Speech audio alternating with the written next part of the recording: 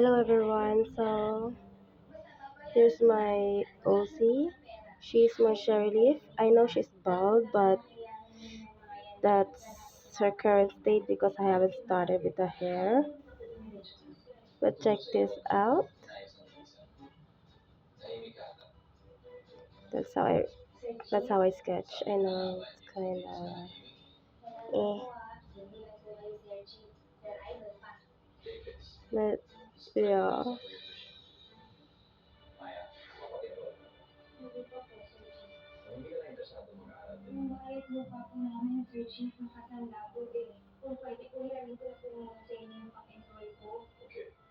I honestly don't know how I did this.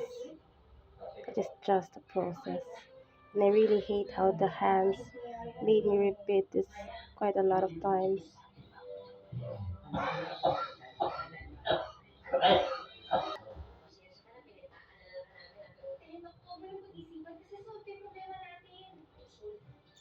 Yeah, she is cyan.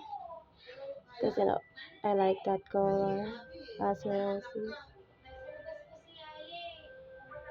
And imagine giving her all that undergarments, which will be seen later on sa bottom niya. Pero matatakpan din ng skirt. Like, what? Like, see this one? I did all that just for it to be covered by the skirt. I forgot about it. But I don't know. I think it's because I want to measure it before I start with the skirt.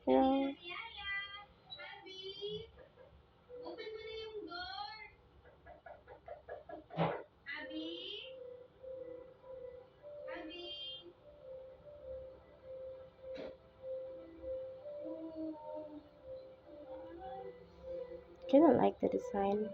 I haven't rendered it, but yeah. I don't know what this is called. It's like a half glove, but I like it. So yeah, bye bye.